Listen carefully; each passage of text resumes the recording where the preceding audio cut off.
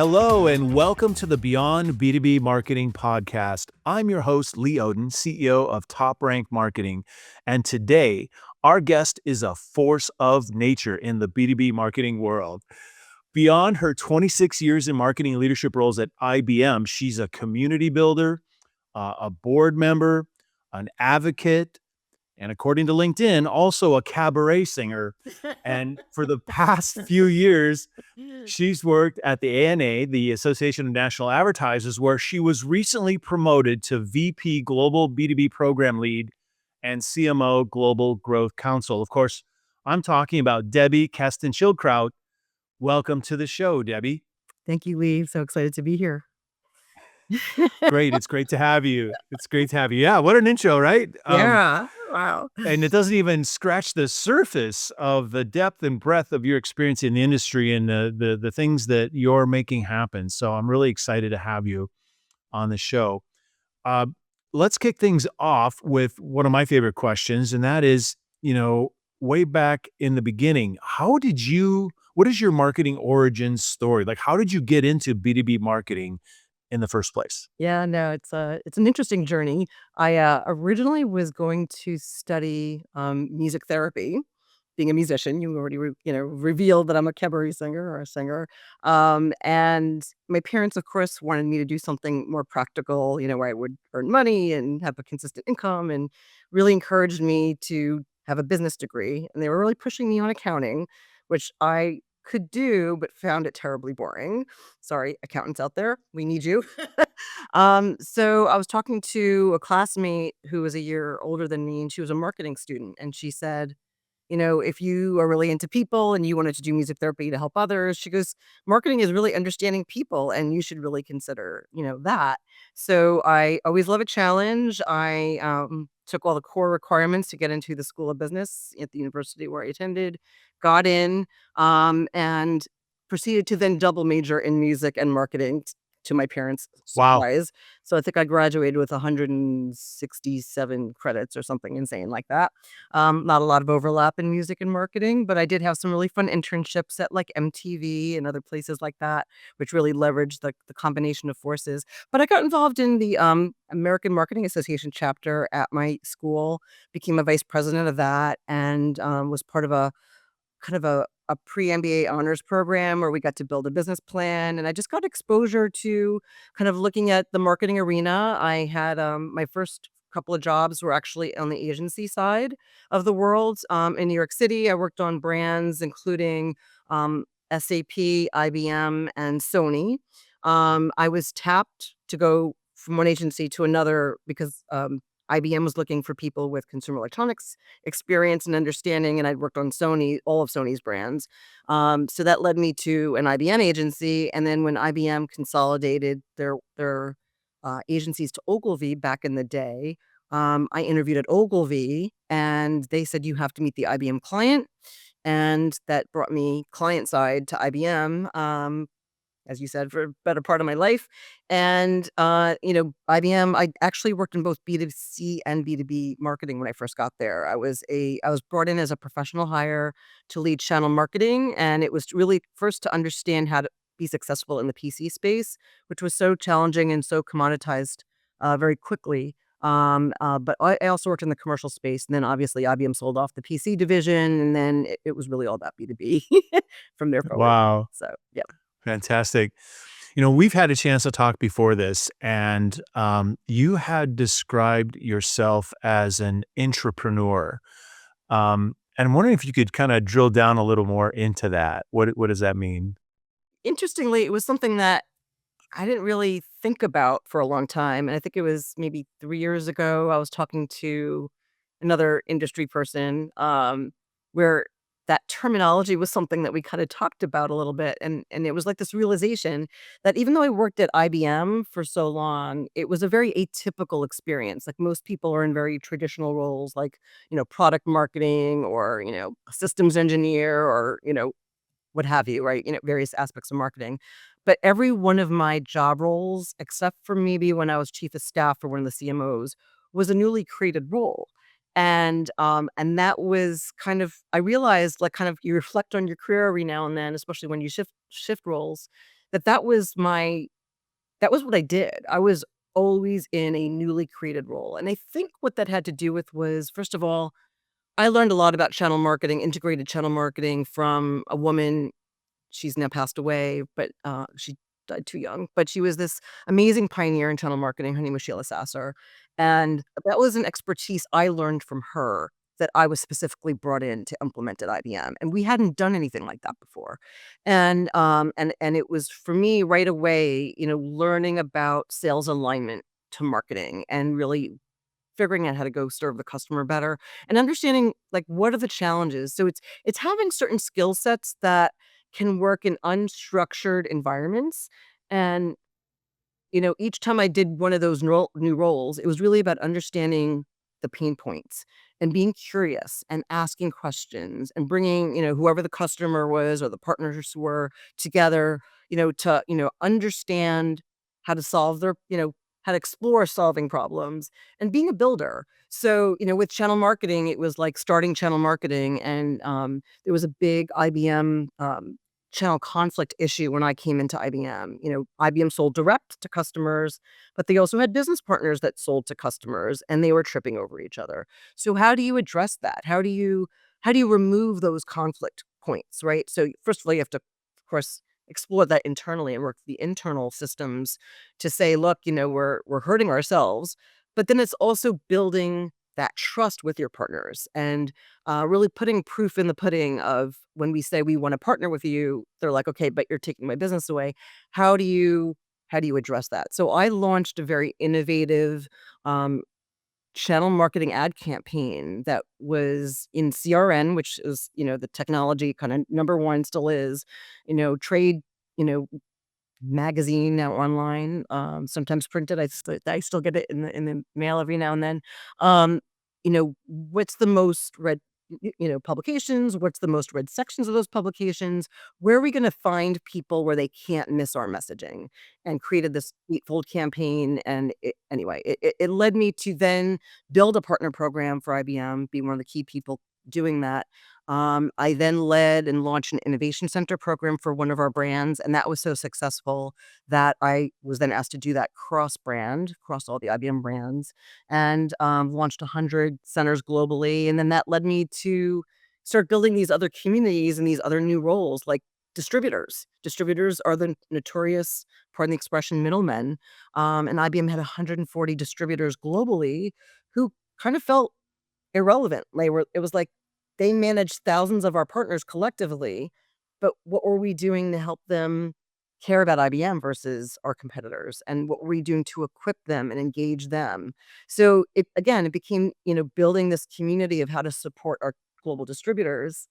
And then that went on to other things that I did, digital marketing, workshops, in empowering our business partners to be able to sell more effectively and so on and so forth. So ultimately, it's the magic is about being a change agent, a problem solver, and a community builder. And as I mentioned, this name kind of came up, a couple years ago. I also took, I don't know if you're familiar with the Table Group, but the Table Group came out with these working genius assessments. So for fun, a bunch of us at work did that, and my outcome was the adaptive designer. And it was so in line, right? Because it was really about understanding how to address, issues and change as needed and not just being stuck in like, this is how we do things, but also designing and building things that are going to, take impact and be effective. Yeah. Well, if there was a time for a skill as a change agent, I can't imagine one more important than right now because of so much change happening in the world, bringing order to chaos and having your sensibility of understanding channels of distribution and the notion of community and the political aspects of getting alignment. I mean, these are all really central to the notion of change agent, right? You have to understand opportunities, but also have to understand the moving parts that are necessary to align in order to make things happen, right? And you clearly pick up on that, and that's impressive. What I have a, you know, how do you think those skills are important for people who are in the middle of their journey in their career right now. You know what I mean? So I'm thinking about is we published this Marketers on the Move. Like when you were promoted, I reached out and asked for some career advice that you could share with other folks. And I'm just wondering, is there career advice you can share about being an intrapreneur? Is that relevant for folks who are in the middle of their career, in the middle of their marketing career right now? I absolutely think so. I believe in that. It's just kind of how I function though, so I'm a little biased Yeah. in that point of view. But yeah, from my perspective, I think yes. I mean, I think part of it is we get so caught up in how things are done, right? And then falling in line and making sure that we're not breaking glass, right? And you have to be able to just kind of open the aperture and just kind of say, okay, look, how can I be most effective not just, like, in my career, but to make that impact for others, right? And if you wanna grow in your career and you wanna be successful at, impacting business in a positive way, you have to be able to ask questions. And, so being curious, asking questions, not being afraid to ask questions. I think that's a big barrier. People are afraid of looking foolish. So it's really important to be able to, be thoughtful, ask questions, um, look at, are there better ways to do something that we're doing now? Like I took over a digital content management and role at one point, and it was such a mess. And I was like, Why is it like this?" And when you're working across multiple brands in a matrixed environment, you really need to be able to figure out what are the probably A is going to solve half of this now anyway. But as the human running things, you really need to look at, well, what's the best way to do this, and what do you need to do to make it better, make it more current, make it more relevant. So it's really about just looking at things openly and saying, if you see something that you think can be done better, don't be afraid, bring that forward to say, "I'd like to propose something," and then back it up. Like, why do you think that's a better way to do it? And maybe you can design, like, a little bit of a pilot or a test run. Like I said, I did an innovation center program for one brand, and we saw how much the revenue grew because you allowed customers to play in the sandbox at these innovation centers and see that their big investments, right, in B2B are not gonna you're gonna spend all this money and then things are gonna break, right? You wanna know that the technology stack and, mix is gonna work. So we showed that, like, we understood the pain points, we tried it with a brand, and then we said, "Okay, this is scalable, we can, take it further." So start small, try a pilot program, and then that can grow into something more meaningful. Well, that's great. And, as I mentioned, there's a lot of change happening right now, and it's inevitable that we're gonna talk about the driver of that change, which of course would be AI. And and I'm just wondering, as part of your role with the CMO Global Growth Council, what are some of the top challenges as it relates to AI that you're hearing about that the CMOs are dealing with? Yeah, I mean, that's absolutely, of course, front and center in almost every conversation. So, they're all struggling with, of course, the intensely fast pace that things are moving. And those in regulated industries are particularly stressed because they feel like their hands are tied a bit more in terms of what they're allowed to do in those kind of environments. Um, at the CMOs that we're working with, it's not really a question about like, should we use AI? It's really a matter of whose job is it to govern it? What's the best way to, implement it? And AI touches, every part of the marketing function. So, again, do they start small in certain areas, and then expand, across the marketing function? Um, you know, Last year, you might recall, I led an initiative at our Masters of B2B Marketing that the ANA ran last June. I called it an AI adathon, and it was to show the art of the possible, which is something I've done before, having worked in emerging technologies like blockchain and early AI applications at IBM. And the idea of the AI adathon was to help the CMOs and others see that you could, not saying it's always the best way, right? Because we are also recognizing the limitations that AI might have in terms of you don't want to fall into the sea of sameness. And anyway, the idea was to show that you could do marketing, get marketing insights, do some synthetic research, to get some insights that are based on real life inputs, but they're kind of quick and insightful. Creative development, fine tuning. media measurement, media implementation, optimizing the media plan, all of those things like within a very condensed period of time, right? So of course the creative brief has to always be, kind of your grounding, but how do you then fine tune it with, insights that you might get, right, from your research and from AI. But anyway, most companies haven't really built out the internal accountability structures to govern across the whole scope of what AI, can do. There's definitely a confidence gap. Um, so what's happening is we're seeing CMOs in all different places, right? Some that are dabbling, some that are letting their teams dabble, but then they have to kind of figure out how they're going to get that collective learning, to really implement optimally. Some are already like they've dove in, they're doing it, with various kinds of agentic AI workflows and marketing. So, we're seeing really a mix for sure. So we're not just talking to them about it, which we are, but we're also partnering with other key, organizations to really, do research and deep dive into this. So, we are working, for example, with PwC and with Infosys, who've been doing a lot of research, alongside us, into this space, and it's shedding light on, on things. And when AI is used strategically, not just to cut costs, it really does unlock, some significant, business opportunity and business growth. So, for example, PwC has been looking at data over the last 5 years.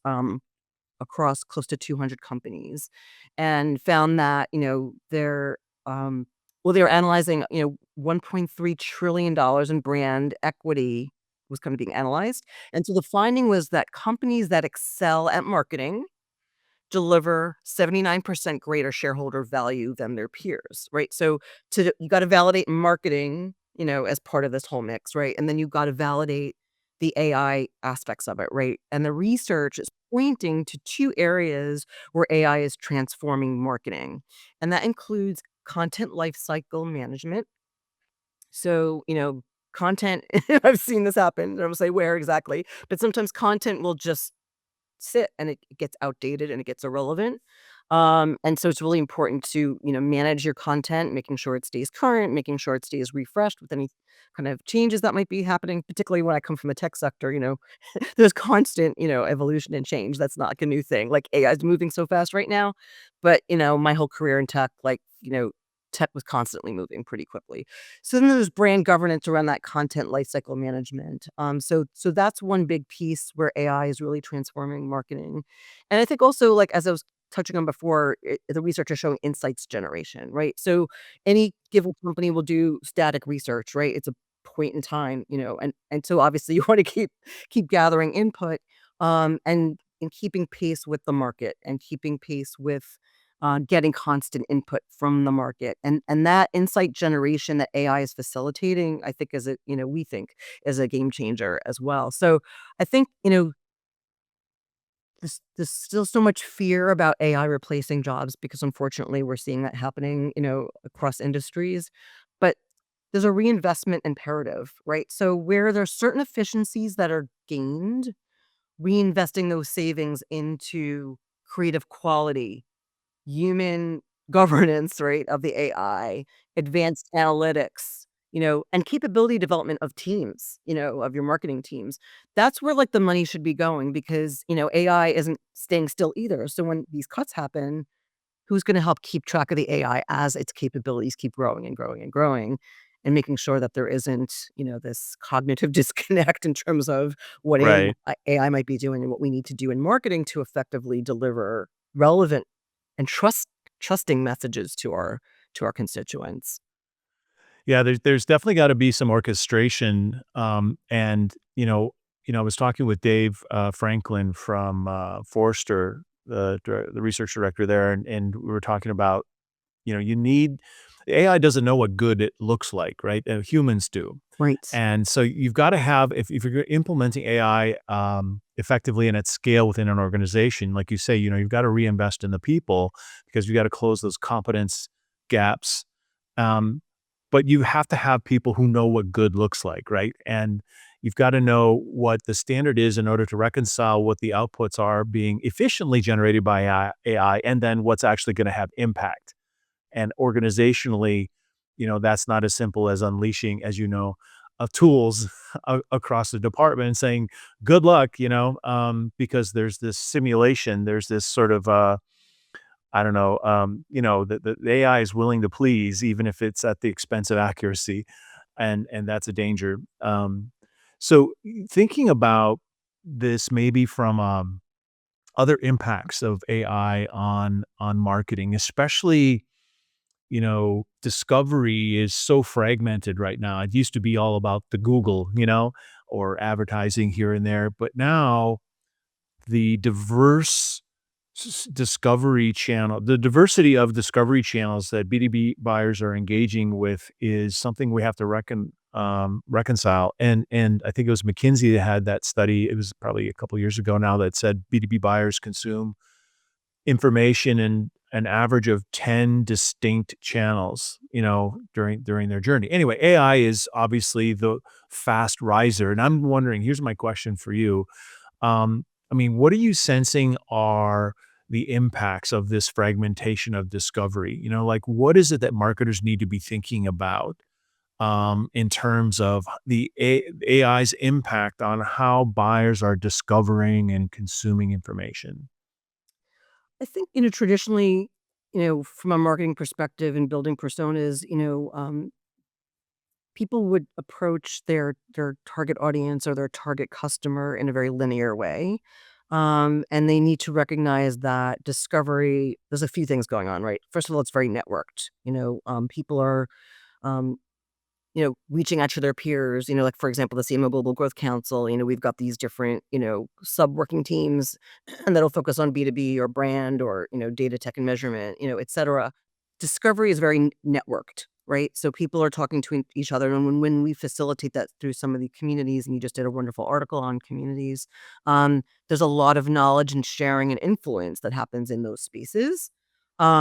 So this, there's a bit of a trust architecture that we have to kind of consider. There's social validation, of information. So, companies that are getting stuck are the ones that are still kind of going after like individual buyers with rational proof points, but they need to think about the full buyer group, and they also need to think about the emotional piece, right? That you're marketing to individuals, who have real pain points every day that might be, for their job, of course, their job-related ones, but also just, like, the kind of world that, we live in, there's a lot going on.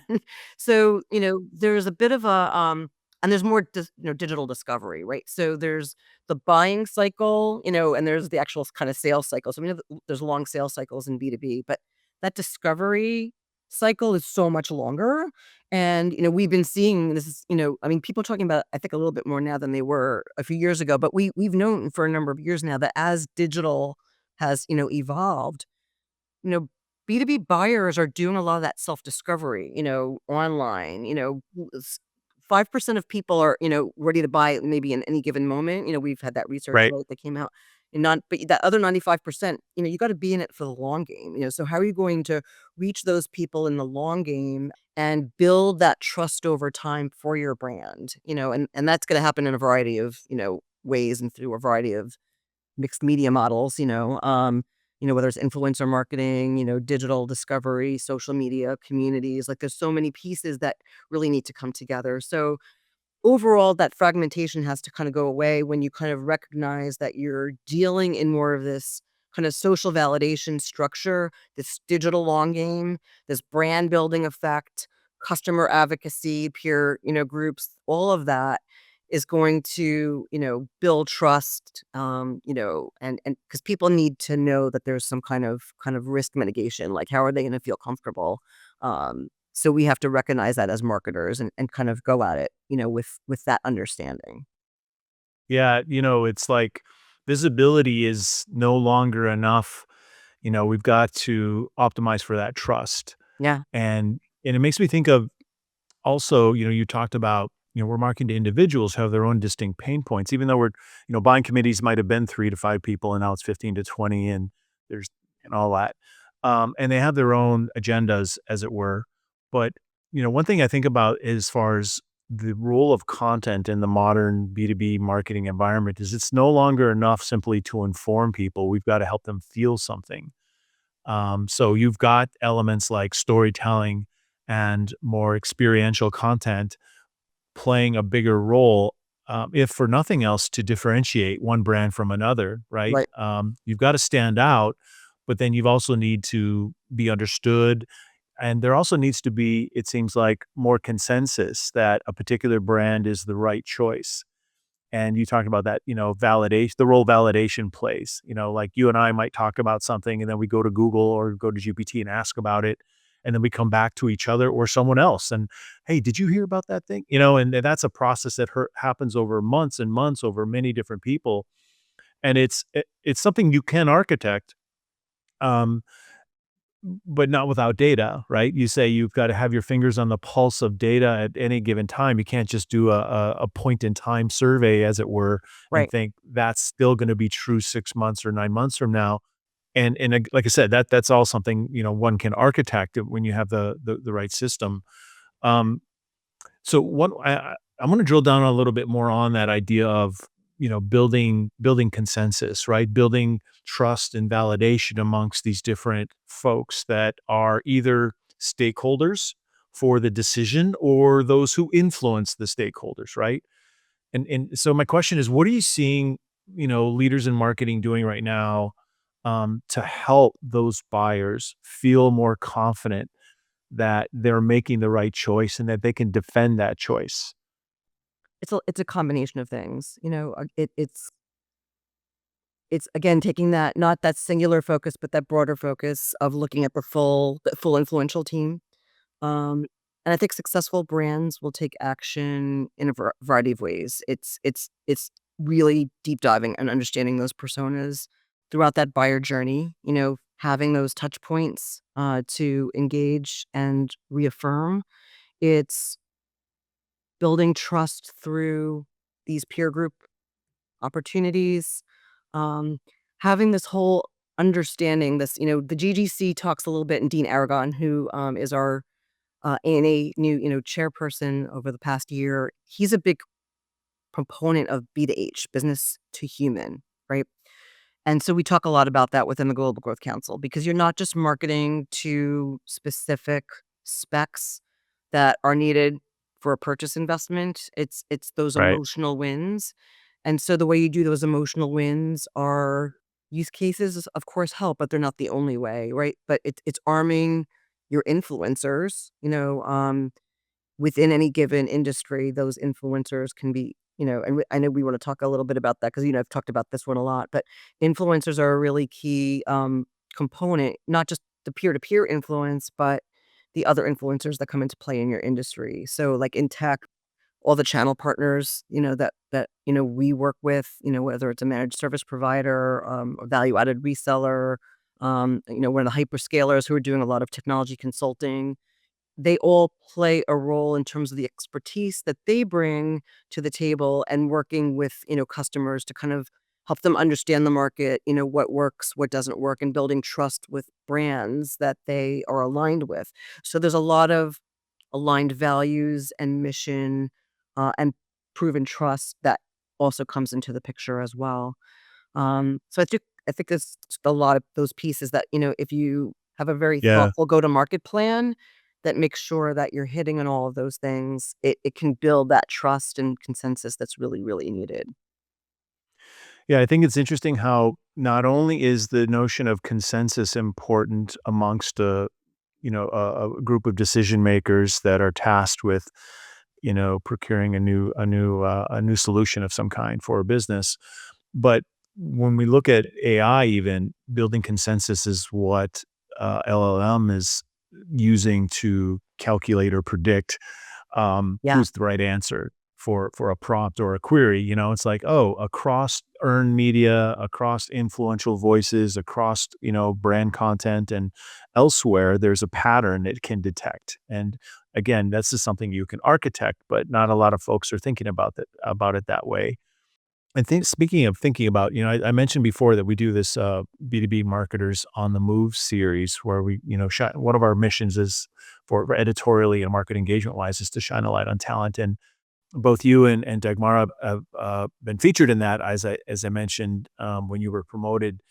And one of the things we do in that series is look at changes in the labor market. And I have a question about you know, changing needs of marketing organizations, and how are they changing how they're structured? So I'm kind of wondering, you know, what do you think are the skills and capabilities that marketing leaders, CMOs, need to be prioritizing right now, as they think about how to better structure their organizations for success in this sort of AI influenced age? Yeah, this is a very big topic for us. So one of the Global Growth Council areas is actually focused specifically on talent. But then even like Okay. within my B2B cohort, actively talking about it right now, I had a meeting about it this week with some CMOs. What the GGC or Global Growth Council talent working team came out with a couple of years ago was a marketing and capabilities framework, marketing and talent capabilities framework. And that looked at, of course, like, across the different kind of marketing, skill sets that come into play, what was important, but it was also looking at some of the soft skills, having the right soft skills that people need, not just your more traditional marketing skills. So it's being able to, some things we were talking a little bit before, understanding cultural influence, you know, um, taking data and turning those into narratives that resonate, understanding cultural influence, like a combination of kind of more some of those more soft skills. But of course, AI fluency is like front and center, right? So it's understanding how to ensure your current team is upskilling, and because you want to ideally retain them, but upskill them and make sure they're optimizing, everything new that's kind of coming at us. And also even looking at how you hire new talent.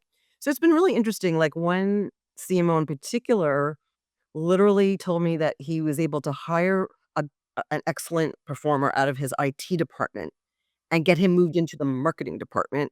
And he's building a subgroup within his marketing team that's gonna really focus on a lot of this, important data analysis and AI evolution that's coming into play. So there's definitely a lot of organizational marketing structure that's evolving and changing right now, and there's a few other CMOs that we're talking to right now that have done something similar. So I think marketing organizations of today have to look at that AI fluency and ongoing, skill building. Data fluency is really important. Storytelling, as I mentioned, being able to take the data and, translate that into, narratives that really resonate. And then, of course, there's, like, a lot of the really traditional, like, B2B skills. Because again, I got the B2B hat on, account-based marketing, and now there's a bit of an expansion of account-based marketing as we think about buyer groups, right? So it's, account-based marketing with buyer groups, and understanding how to kind of leverage those relationships and, best serve them, in a strategic, kind of focused way. Um, Channel marketing, as you know, I'm a big proponent of that. And even influencer marketing is growing in the B2B space. So I think CMOs, as they're looking at these organizations, need to take into consideration, a lot of these things as they're fine tuning their structure. And so that's what we're trying to help build with them actually right now as we speak, which is like looking at some new kind of organizational, optimization that they can be doing that takes all of that into account. I've always said that marketing is a team sport, right? And It is. it's not just internally, but externally. And, you've had such a depth of experience in building communities, We right? well, Um, Creating a movement, creating resources that align people and help them, do advance a cause or something that they have as in terms of shared interests and that sort of thing. And you've, as I mentioned, you've had experience in terms of community development. IBM, CompTIA, and I'm just wondering, can you talk about the importance of community building for B2B brands? it's definitely been central to my career go-to-market strategy, as an entrepreneur, and it was kind of before I knew it was a thing. It was actually what I was doing. It's just really interesting, and like you said, across my career and even outside, I have a whole, like, parallel life in community service. It's really been about, building these professional communities, it's almost like having a support group, like a professional support group, because there's a real power in building community, and bringing peers together with common challenges and fears, you know, where they can learn from one another. And even the A&A, like when I was at IBM, I was participating at the A&A in their digital marketing committee because I was doing digital marketing for a portion of my career focused. So it it it can be it can be a very if you leverage it, let's put it that way. I was gonna say it's an leveraged driver of growth. But if you leverage this notion of communities, it really can make a strong impact. And so as I mentioned, when I was, working with business partners and then working with distributors, et cetera, it was really about, understanding common pain points. And you literally have like competitors sitting at the same table who are willing to talk and share, which is kind of like mind blowing to some people, which is why they don't always think that this kind of thing will work. But when you kind of say we want to bring trust into the room, like first and foremost, regardless of who you are and where you sit, you have shared issues. You have shared common issues and challenges that you need to address, shared accountability that you've got to work towards. So it's really about those transformative conversations that starts to surface, like where, for me, it was like, where can I help you? Like, and that's kind of always where I started is tell me what's going on and how can we help you? And and so even with the Global Growth Council, it's like it's been so natural for me to move into the Global Growth Council because it's a community, right? It's a community of CMOs, and it's so refreshing when you bring them together to talk because they're like, "Oh, wow, I'm I'm so caught up in my day-to-day plethora of things that are going on, all the things coming at me," that when they have peers that are like, "Yeah, me too," it just gives a certain energy, and then when you get those collective voices together for us, it's like about how can we help drive the industry agenda? How can we help bring together some best practices? In today's environment, where things are so moving so fast, and buying journeys, as we said, are not linear, and trust is harder to earn with AI because now people aren't knowing what's authentic and what's not, right? So, peer influence helps with a lot of things, right? Like, I might be sitting in a different industry than you are, but we're at the same table, and I've just learned something from you. So when I'm making a purchase decision, might be like which, marketing agency to hire or whatever it might be, right? Peer influence carries weight that goes beyond even brand voice, right? It's that like asking a friend, like, "What do you think?" But in the profession, right? But now it's like in the professional, like, kinda context, right? So, those things, those communities create a space where influence can scale and, have such a it's those shared experiences, those shared frustrations, that shared learning that just generates a lot, and so for me, it's not been about a single interaction, it's been about this sustained, engagement where relationships develop, trust develops, you can pressure test things, amongst peers. And then for me, regardless of the program I ran, whether it was a community of business partner innovation centers or distributors or digital marketers or blockchain, solution providers or even emerging leaders. I ran an emerging leaders program, when millennials were entering the workforce. We wanted to, two different bosses came to me and they said, "We came and landed on you, Debbie, because we said we want to really upskill and make comfortable the new kind of early professional hires and make them kind of fully engaged. And we thought, who better to do that than you? You go figure it out, right?" And then Yeah, we didn't yeah. even know what to call it, but I came up with the name Emerging Leaders and they liked it and they bought into that. And I built a whole emerging leaders community over 3 years, around this same concept, right? This concept of you bring people together. Okay, you're a new professional hire. What challenges are you facing? And a lot of it is that imposter syndrome, that fear, that, can I ask this questions? What's my career trajectory? Like a lot of people think their career trajectory is just going up a ladder. But then when you say to them, no, maybe for some people, but most of the time it's a path, and that path might take different turns and new things may come into your life that you go, wow, I never thought of that. That's really Yeah. cool. And oh, I just And got that's okay. it's not yeah, and it's okay.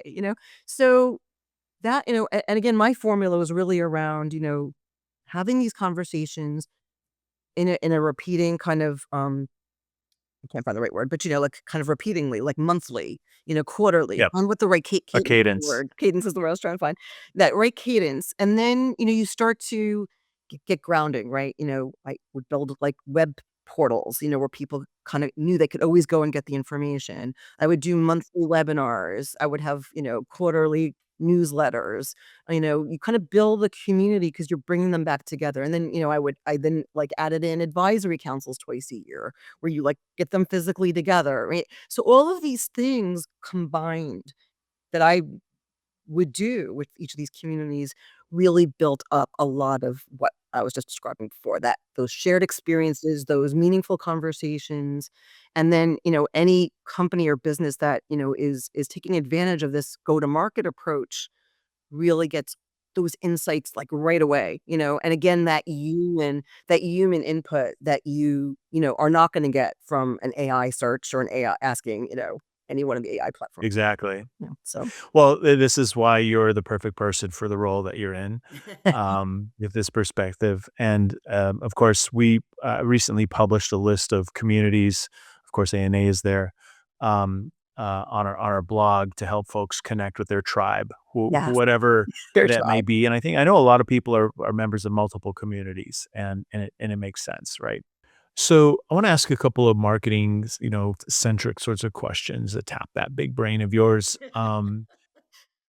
So one of the questions about, research and data. Um, we did a research report on B2B thought leadership and really dug into the intersection of original research and content and influence, and we found that 93% of marketers say that original research is effective, but a lot less than that actually invest in it consistently.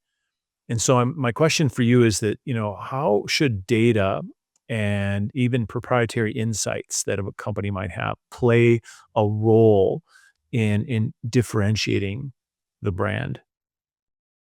I've always like loved research because of the insights that it brings, right? And research can be like helpful or not helpful. You've got to design the research questions, right, to ask the right questions. So it's always been really important to understand that. Like for example, at CompTIA and even with A&A B2B practice, asking questions that are kind of foundational were something like the first thing that I did. Again, I've done that with the communities too that I've run before.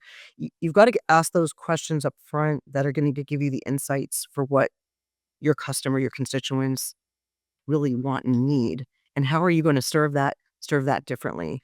So if you don't get the research and don't get the right research and insights, both qualitative and quantitative, then you're just kind of spitballing, and you can ask AI too, but that's not going to be the only way either. You've got to get the human input, the direct input.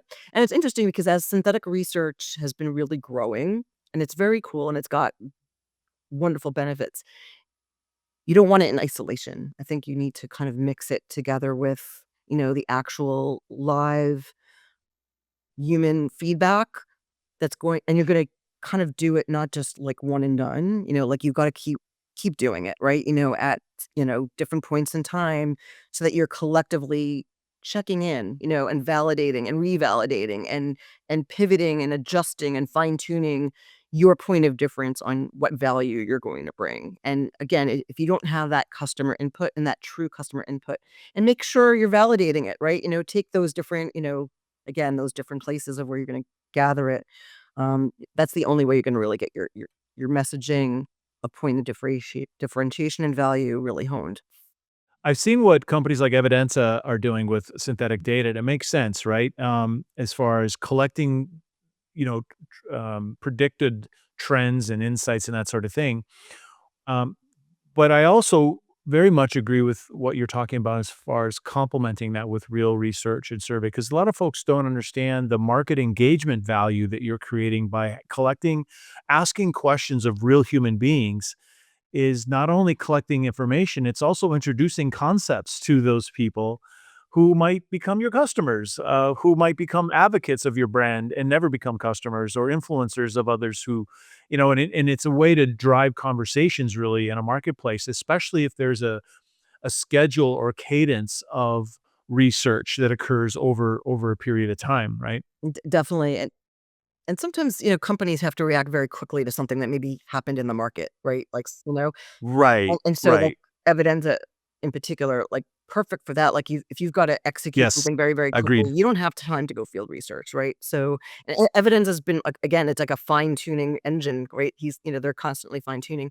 So that's like a perfect example when like that would be a go to. If you want to just kind of validate something before you have to quickly get it out to market, use that engine, right? They've put in a lot of work and extensive data.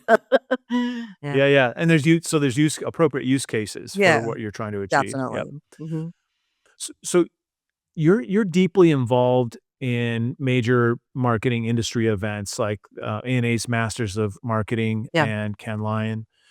What role would you say experiences play in B2B marketing today, right? Like what distinguishes and also what distinguishes experiences that actually influence buyers, you know what I mean, versus those that are just, we're checking a box. We're humans, right? So again, this whole business to human, kind of approach and experiences really resonate for people. They just, makes it more memorable, more impactful, more you take more in. You just because you remember experiences. It's like just think about your life, right? Things that you've experienced, whether it's on vacation or in school or at work, things that stay with you, right? So, I'm a big proponent of experiential marketing in B2B.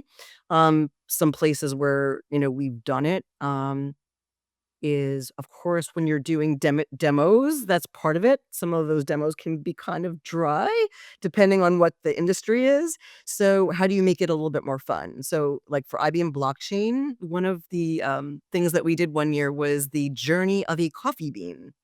We literally did that and did a display about it at one of our conferences because look, there's more, high value things that you wanna track maybe through a blockchain, like diamonds, for example, or, food trust, though, is a really big thing, right? So, this is really about understanding that when people, are sourcing coffee beans, like, what's the quality? Is it good? And it was just kind of like a fun thing because not everybody loves coffee, but a lot of people love coffee and need coffee, Yes. and it was just kind of a fun way, and we were doing a lot of food trust implementations for blockchain and working with sustainable farmers was I helped build and storytell a whole blockchain for good, series of great blockchain use cases. So when you kind of understand, the farmer, in Costa Rica, or whatever, and how that coffee bean has been through all the processes it goes through, and then when it gets into the market, you know, we did that with food too. It's like any pick any food, you wanna know that your food is safe and that it's good quality. So, kind of showing that in a fun way, is experiential, and then maybe you get a cup of coffee out of it at the end. The AI Adathon last year, like, what was so fun about that was, when I brought forward the different kind of, clients and the different providers we were using just to demonstrate the purposes of what AI could do, and we said, "Look, we're not gonna say that a 2.5 day, campaign development should replace everything else you do, but let's just show you what can be done. Let's show you the art of the possible." Literally, I had set up a house of B2B, right? Sounds fun. House of B2B, and it was this space where the AI Adathon was going to continue to take place. We like launched the conference with that and then just said, look, go to your sessions, go to the main stage, go to the breakout groups, but pop back in, see how the work is happening as it's happening, right? And that really resonated for people. Like, they were learning, they were asking questions. We set it up, in a way, that they could do that. I, kind of made sure everybody was comfortable with that. The clients were comfortable with it. The solution providers were. And that again was an experience. And it was our highest ranked, kind of component of the conference last year. So again, people were experiencing it, seeing things in action makes a difference. I did another thing when I was at CompTIA around emerging technologies because I ran the emerging technologies community, and I brought in a speaker. and we couldn't do virtual reality headsets because that's not practical when you've got a room of, a few hundred people.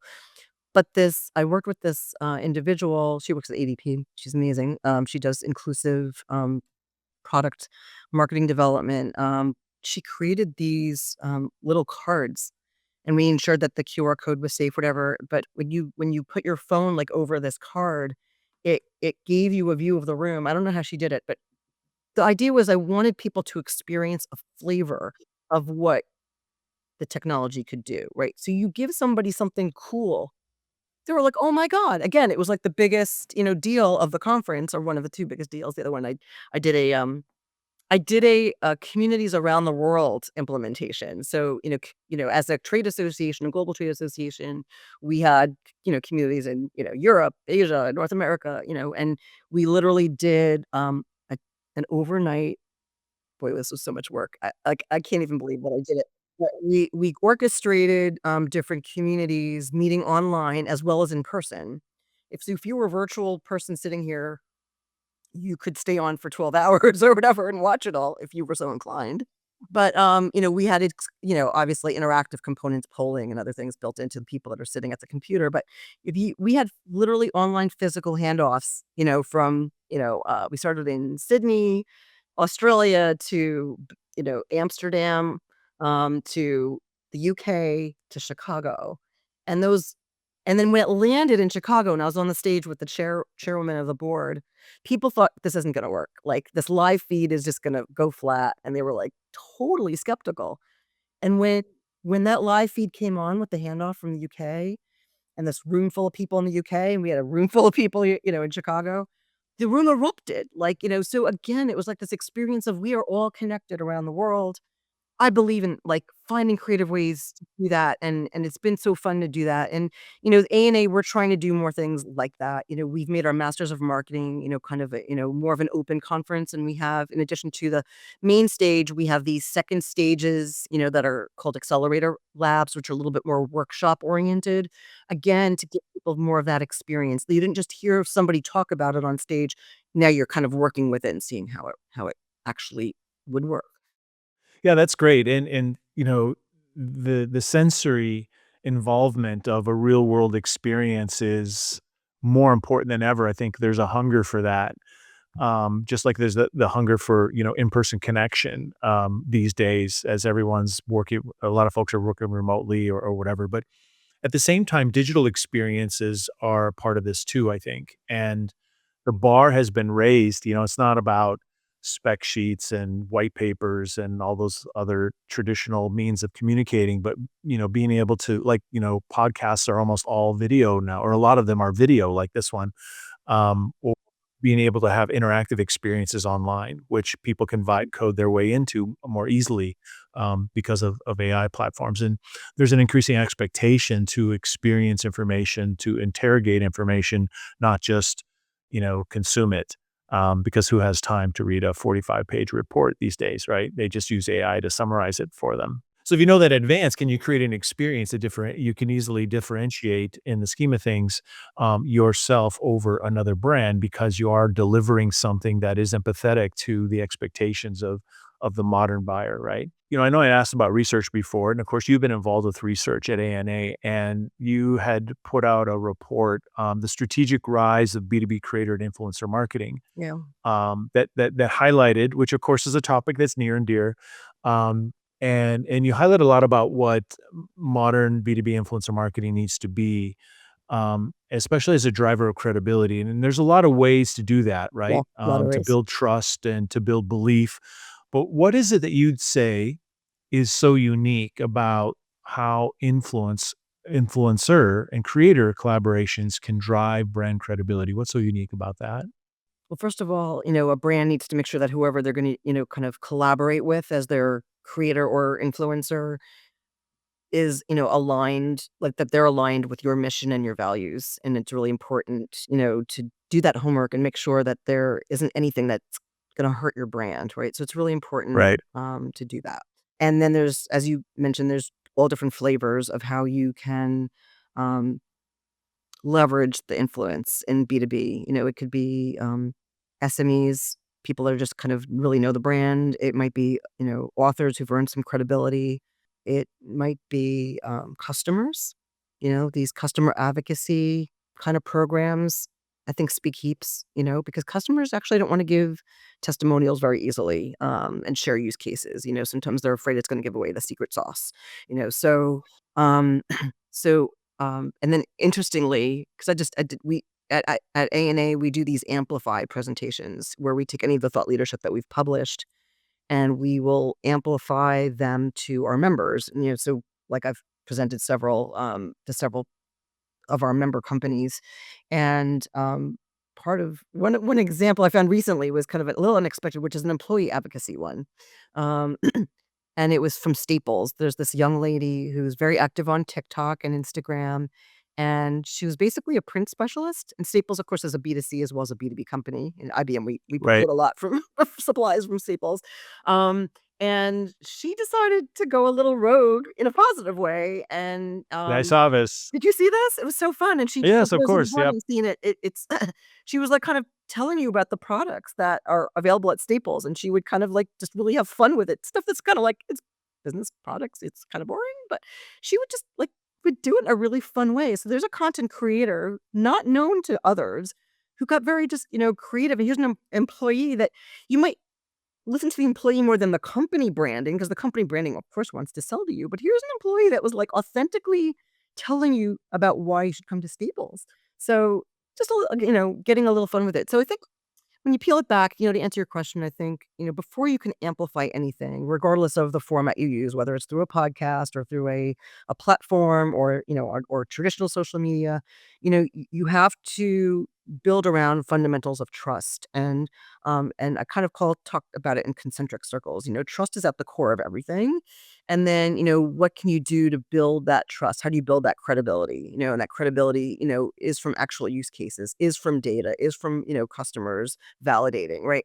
And then relevance is like another part of the circles. And so, you could talk about trust, credibility, whatever you want to talk about, but you have to be talking to people in a way that's relevant to them. So when we come back to like rate the buyer groups we were talking about before, is you have to be relevant. You have to be talking about what's relevant to their needs and find them where meet them where they are. Where are the platforms that they're hanging out on?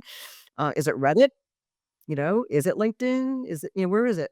And then if once you have that, kind of understanding of trust, credibility, and relevance, it's only then that you could be really successful with the amplification. We've actually been tapping the B2B marketing community for years on original research around what are those who are implementing influencer marketing? What are they doing that's working? What's not? And helping answering questions around what does it take to be successful? And, you touched right away on the value of finding values aligned influencers. And, finding the right influencer is actually the number one challenge year after year. We've done 4 research reports on B2B influencer marketing. We're actually just starting data collection on our 5th very, very, very soon. But yeah, finding the right influencer is a top challenge. And part of the issue is not just finding the right influencer, but it's the brand itself understanding what is the application, because not all influencers are created the same. The utility of working with what we call a brandividual, a very famous keynote speaking, book writing, kind of person is not someone that you engage with the expectation to drive leads, right? They're driving awareness. And there's a different type of influencer that you might work with for simply engaging, so super user, or end of funnel, as it were. I know there aren't funnels, but for decision-making type of influence, we might be working with that customer, right? Case studies and those sorts of proof points. But having some level of sophistication around what kind of influencer do you need to work with works right along with the idea of, okay, now that we've identified someone who's relevant, we know that the content will resonate. And of course, they have the reach that we're looking for. We also need to make sure, as you said, that the values align, that they're not going to behave in a particular way that is problematic. And obviously, I think another thing that you said that really stands out is in terms of differentiating through influencers is authenticity. This isn't about authentic. In the case that you talked about, the Staples creator, this is an authentic expression of that they instigated on their own. And if, part of the influencer discovery process might be to identify those people that are already talking positively, advantageously about the brand and finding opportunities to collaborate with them, as well as finding people who are hyper relevant that would talk about your brand or about topics that are of relevance to your audience that you're trying to reach, and then coming up with programs to activate, right? Um, so yeah, it's exciting times, and I just posted on LinkedIn before we got on today, a Google Trends graph showing the upward and to the right of people searching on B2B influencer marketing just over the last year. It's just boom, and it's very very interesting, and it's a great time for B2B companies to understand the role of influence in terms of trusted voices outside, and also be investing in building up those trusted voices inside, their company, just like you talked about For employee sure. advocacy and that Yeah, sort of thing. Yep. right. As we kinda wind down, I wanna ask you a question about measurement, and there's more I think you can agree, and people watching or listening can agree, there's more pressure to perform for marketing than ever. And I'm wondering, in your work at ANA and discussions you're having with CMOs and other marketing leaders, how are they working to improve how they report on marketing's contribution to growth? What's different? What's better? Yeah, no, that's a very big topic, of course. In fact, 2 years ago, I worked on a marketing impact measurement study, which really did, kind of talk about the alignment of the CMO and the CFO, making sure that there's a good relationship there, and marketing teams really needing to understand how to talk the business language, within their companies. Traditionally, marketers would get caught up with reporting on, marketing impressions and other things that the rest of the C-suite kind of glosses over when you talk about that. So how do we transform the marketing successes and things that we measure into more of a financial, kind of language? We're working on some of the work right now that'll be coming out soon, so I can't give away like all of that, but I could tell you that we're working closely with PwC in particular around brand valuation and how to represent brand valuation. We've also, of course, worked closely with MASB, the Marketing Advertising Standards Board, on financial value of brands. The brand valuation space, like the metrics that we bring forward as marketers really has to be relevant for the business. So it's this understanding of the trajectory of like why brand makes a difference. So um the buying group research, for example, that's been going on right now has really been validating this notion of brand marketing mattering and why brand matters and building up that mind share over the course of time. So what PwC, is doing is also showing that, how does that appear on the balance sheet, right? How do you kind of communicate that brand value, as a part of business value and how it's impacting the business? So let's wrap things up with a fun question, or I'm hoping it's fun, right? It's about your dream career if it wasn't doing what you're doing right now. You've had a very substantial career already, but if you could be doing anything else, and it wasn't what you're doing now, what would it be? I mean, it would be something in the realm of social impact. Um, Something that, brings together the things I enjoy the most that give me energy, community, uh, leading, kind of leading communities for impact. I'd say repeating patterns in my career have been around like partnerships, so getting the energy of like bringing different groups together for the greater good. I've done partnerships with like the Olympics and Disney and of course hyperscalers, different, technology business partners, but I don't know if I've ever mentioned this to you in the couple of times that we've spoken, but, I was very involved with 2 key initiatives that I would do this full time if I could, and one was social impact through partnerships for a company called Plastic Bank. I posted about it on Earth Day, where I brought together Plastic Bank, who is a company that, is dedicated to keeping plastic out of the ocean, but also giving livelihood to underserved communities where most of the plastic garbage collects and makes its way into our waterways and into the ocean. that was really all about bringing together a business partner, IBM Technology, and Plastic Bank to use technology to solve this problem. And I'm happy to report that over 63,000 plastic collectors have prevented close to $10 billion bottles Wow. from entering the ocean, right? And so I was the personal broker of getting Plastic Bank in touch with the right technology people, with their business partner to solve that problem, to do this vision that they had to give, underserved people, like, low-end smartphones with a digital currency on blockchain to earn a living safely, to bring in the plastic and then sell that plastic to big, packaged goods manufacturers who bought that plastic to put it back in, recycle it and put it back into their manufacturing lines. So, like, that was, like, this huge initiative that grew. It was featured in an IBM campaign, and I grew a whole sustainability practice based on this showcase kinda use case, right? So, I also was sent to Chile to work for a month on a program called IBM Corporate Service Corps, where I consulted on a program supporting women in underserved communities to help them to become entrepreneurs.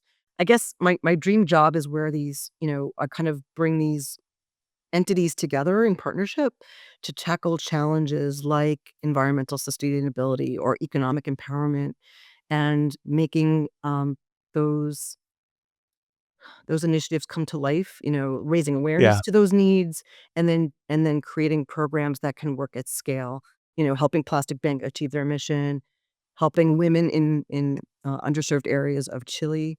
Um, there was a this kind of an entrepreneurial school.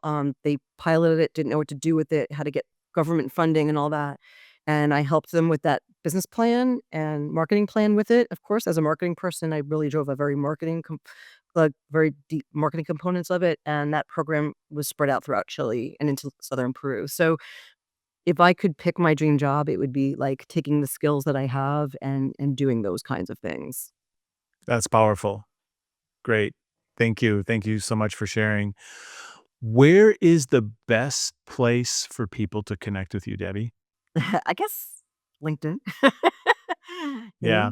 know? Yeah, that's kind of a logical answer, but you never know. You never know. And I'm sure people can find out more about your work and we'll link to it with the CMO Global Growth Council as well and ANA. Well, thank you so much. I really appreciate you sharing the depth of your insight and expertise here. And I'm sure our community appreciates it. Thank you very much. Thank you so much for having me, and it's always fun to talk to you and talk the B2B language together. I want to thank you for tuning in to the Beyond B2B Marketing podcast. Be sure to subscribe so you can stay tuned and hear from our next interesting guest. And remember, there's no better time than now to break free of boring B2B.